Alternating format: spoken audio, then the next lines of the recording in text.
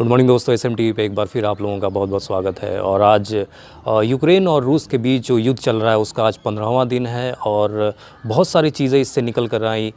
ये समझ में आ रहा है कि दोनों ही जो कंट्री है वो कोई भी कंट्री वो डिफेंस पे आना नहीं चाह रही है और दोनों ही काफ़ी आक्रामक रुख अपनाए हुए हैं और आगे बहुत सारी मुश्किलें बढ़ सकती हैं। और जैसा कि एक अफवाह बनाने की कोशिश की गई कि यूक्रेन के जो प्रेसिडेंट हैं वो ऑलरेडी वो अपना मुल्क छोड़कर भाग चुके हैं, बट ऐसा नहीं है। उन्होंने अपने स्टेटमेंट में ये जारी किया है कि मैं भागने वालों में से नहीं हूँ और मैं किसी से डरता नहीं हूँ और मैं यूक्रेन का जो कैपिटल जो कीव जो शहर है वो वहीं पे मौजूद हैं। और उन्होंने अपने स्टेटमेंट में ये कहा कि अमेरिका और ब्रिटेन की कंट्री जो उनका साथ देना चाहती थी तो वो लोग कहाँ गए। अभी तक 15 डेज़ हो गए हैं, बट कोई भी किसी तरह की कोई हेल्प उन लोगों से मुझे मिल नहीं पाई। तो ये सारे झूठे वादे थे, जैसा कि उन्होंने अपने एक स्टेटमेंट में बयान किया। और वहीं युद्ध में पुतिन हैं जो पूरी दुनिया को चैलेंज कर रहे हैं, पूरी दुनिया को चेतावनी दे रहे हैं कि आप लोग यूक्रेन को सपोर्ट ना करें। और ऐसा माना जा रहा है कि ये जो युद्ध का ये 15वां दिन है, बट अभी तक जिस तरीके से इन लोगों का जो युद्ध चल रहा है, जिसमें बहुत सारे सैनिक मारे गए, जिसमें बहुत सारे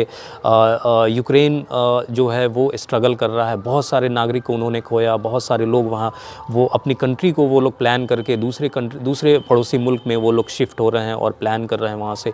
तो इन दोनों को एक आपस में एक नेगोशिएशन बैठ कर करना चाहिए और युद्ध को विराम देना चाहिए। ये बहुत ही ज़रूरी है, क्योंकि आने वाला दिन वो क्या हो सकता है वो कोई नहीं जानता। क्योंकि यूक्रेन अभी स्ट्रगल कर रहा है और यूक्रेन के कई शहरों में गोलीबारी लगातार कंटिन्यूसली चल रही है और वहाँ के लोग और वहाँ के नागरिक जो हैं वो मारे जा रहे हैं। और ये सब चीज़ों को कोशिश ये होनी चाहिए कि ये सब चीज़ें वर्ल्ड वाइड ये सब कोशिश ये होनी चाहिए कि इन सब जो युद्ध चल रहा है उसको विराम दिया जाए और जो भी नेगोशिएशन एक कॉम्प्रोमाइज़िंग का जो एक तरीका है उसे अपनाया जाए और युद्ध को विराम दिया जाए। ये बहुत ही ज़रूरी है। और ऐसा ये माना जा रहा है कि जी ये जो युद्ध चल रहा है इसमें हो सकता है कि रूस को काफ़ी खामियाजा भुगतना पड़े। बहुत सारे जो आर्थिक जो असिस्टेंस जो रूस को जो मिलता रहा है वो उसे खो सकता है। दोस्तों, ये जो युद्ध चल रहा है इससे रूस को काफ़ी खामियाजा भुगतना पड़ सकता है, क्योंकि ऑलरेडी जो अमेरिका के जो राष्ट्रपति हैं जो बाइडेन, उन्होंने ये कहा है कि अगर रूस यूक्रेन को हरा देता है, ये युद्ध में उसकी जीत होती है, तो उसे जीत नहीं माना जाएगा। जो बाइडेन ने ये भी कहा है कि रूस से गैस, तेल और एनर्जी जो भी चीज़ें निर्यात होती हैं वहाँ से इंपोर्ट होती हैं, तो वो सारी चीज़ें वो लोग बैन कर देंगे वहाँ से, उनके लिए रिस्ट्रिक्ट हो जाएगा। और ये सारी चीज़ रूस को सोचना चाहिए कि बहुत सारी चीज़ों पर प्रतिबंध लग सकता है। अभी तो अमेरिका और ब्रिटेन करेगी और उसके बाद पूरे मुल्क से उनका जो एक रिस्ट्रिक्शन है वो खड़ा हो सकता है। तो ये बहुत ही चिंता का विषय है रूस के लिए और और पुतिन को ये चीज़ सोचना चाहिए कि आगे कैसे रिलेशन को बढ़ावा दिया जाए और ये जो युद्ध चल रहा है उसको कैसे कॉम्प्रोमाइज़ करके इसको ख़त्म किया जाए। दोस्तों, रूस जो है वो यूक्रेन पर हमला करके बहुत सारे अपने रेस्ट्रिक्शंस को उन्होंने दावत दे दिया है और ये माना जा रहा है कि रूस अब तक का सबसे बड़ा प्रतिबंधित देश करार दे दिया गया है। जैसा कि अमेरिका, ब्रिटेन और बहुत सारी वर्ल्ड वाइड जो भी कंट्रीज़ हैं वो अपना जो भी कॉन्ट्रैक्ट है वो जो है वो रूस से कैंसिल कर रहे हैं। तो डेलीगेशन के साथ सोमवार को बेलारूस में दोनों के बीच बैठक रखी गई, वार्ता रखी गई और जो भी लोग उस कंट्री में फंसे हैं वो लोग अपने मुल्क वापस लौटना चाहते हैं, तो उनके लिए एक आउटलाइन तैयार की गई है और बहुत जल्द उन लोगों को अपने अपने मुल्क पहुंचा दिया जाएगा। जैसा कि और इस पे रूस और यूक्रेन दोनों के जो प्रेसिडेंट हैं वो लोग एग्री हैं और वो लोग काफ़ी सपोर्ट कर रहे हैं कि उन लोगों को कैसे अपने मुल्क पहुंचाया जाए। और वहीं दोस्तों, हमारे जो प्राइम मिनिस्टर हैं नरेंद्र मोदी, उन्होंने भी कोई कसर नहीं छोड़ी है। जो भी लोग वहाँ फंसे हैं उस मुल्क में, जो भारतीय नागरिक हैं और जो स्टूडेंट हैं जो वहाँ स्टडी कर रहे हैं, तो उनके लिए उन्होंने काफ़ी अच्छी आउटलाइन तैयार की है। और उन्होंने 35 मिनट यूक्रेन के प्रेसिडेंट ज़ेलेंस्की से बात की और 55 मिनट उन्होंने रशिया के जो प्रेसिडेंट पुतिन से बात बात की और दोनों मुल्क जो हैं वो जो भारत के जो प्राइम मिनिस्टर नरेंद्र मोदी हैं उससे इत्तेफाक रखते हैं और उन्होंने हर संभव सपोर्ट का आश्वासन दिया है। और अब तक 17,400 भारतीय नागरिक और स्टूडेंट वहां से वापस लौट चुके हैं और सोमवार को 1314 लोगों को यूक्रेन के पड़ोसी मुल्क से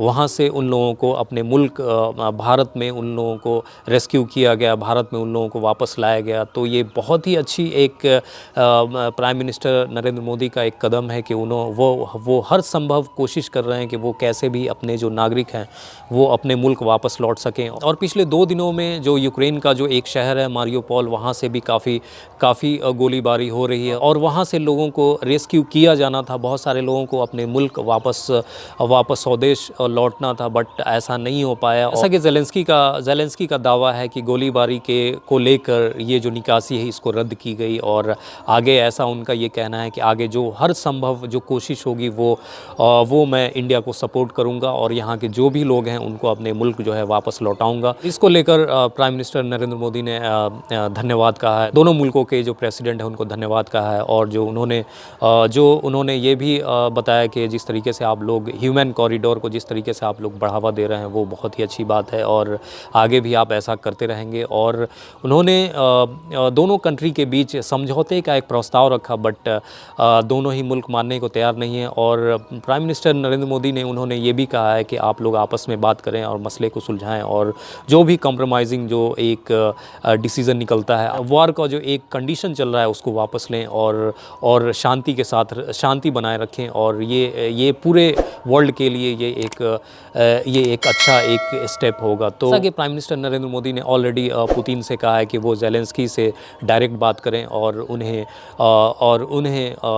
कॉम्प्रोमाइज़िंग का जो एक कंडीशन होता है उन्हें समझाएं। और दोस्तों आप लोग जानते हैं कि ये जो युद्ध चल रहा है ये नाटो को लेकर हो रहा है, क्योंकि नाटो जो है वो पूरी तरीके से वो यूक्रेन के सपोर्ट में है और वो पूरी तरीके से मिलिट्रीज़ और इकोनॉमिकल जो भी सपोर्ट जो है वो कंटिन्यूसली वो यूक्रेन को कर रहा है। और नाटो ने ये चेतावनी दी है कि रूस उन्हें ना धमकाए, रूस उन्हें ना डराए, क्योंकि वो डरने वालों में से नहीं है और वो हमेशा यूक्रेन के साथ खड़ा है और यूक्रेन को हमेशा सपोर्ट करते रहेंगे। तो युद्ध का जो एक असर है वो बाज़ार पे भी काफ़ी कुछ असर दिख रहा है और इन्फ्लेशन वो काफ़ी बढ़ता हुआ नज़र आ रहा है। और अगर आप बात करें कि वहाँ के जो नागरिक हैं वो लोग बेघर हो रहे हैं और अब तक 20 लाख लोग जो है वो यूक्रेन से अब तक प्लान कर चुके हैं और 12 लाख लोग जो हैं वो पोलैंड पहुँच चुके हैं। युद्ध का जो नतीजा है और युद्ध में जो बाज़ार का जो एक असर है वो काफ़ी कुछ आपको दिख सकता है, क्योंकि बाज़ार जो है वो काफ़ी महंगाई की तरफ बढ़ता हुआ नज़र आ रहा है।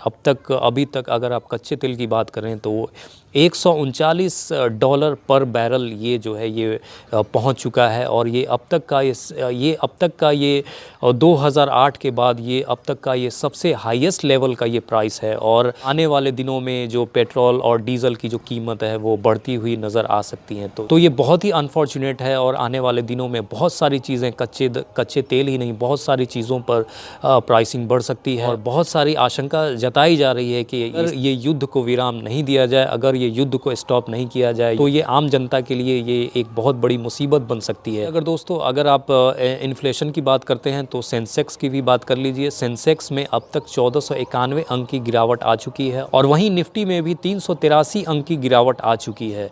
तो इसमें काफ़ी परेशानी वाली ये बात है कि इसमें जो भी इन्वेस्टर्स हैं वो उन्हें काफ़ी खामियाजा भुगतना पड़ रहा है। वो लोग बर्बादी की कगार पर पहुंच चुके हैं। और दोस्तों बात करें अगर रुपया की, तो रुपया अपने सबसे निचले स्तर 84 पैसे टूटकर ये सबसे निचले स्तर पर पहुंच चुकी है। जो जैसा कि एक्सपर्ट्स का ये कहना है कि इस युद्ध से अगर किसी को सबसे ज़्यादा अगर लॉस हुआ है, क्षति हुई है, तो वो सिर्फ रूस को ही हुआ है, क्योंकि रूस एक ऐसा कंट्री है जिससे काफ़ी पावरफुल कंट्री है और उससे जो है बहुत सारी वर्ल्ड वाइड जो है वो उनका जो एक इंपोर्ट एक्सपोर्ट का जो एक रिलेशन है वो भी काफ़ी प्रतिबंधित हो चुका है। और जैसा कि एक्सपर्ट्स का कहना कहना है कि इस युद्ध से जो है ज़्यादातर क्षति जो है वो रूस को ही हुआ है, क्योंकि उसे बहुत कुछ झेलना बाकी है, क्योंकि जिस तरीके से कंट्रीज़ ने, वेस्ट कंट्रीज़ ने उनसे जो कॉन्ट्रैक्ट तोड़ लिया और जिस तरीके से उन्हें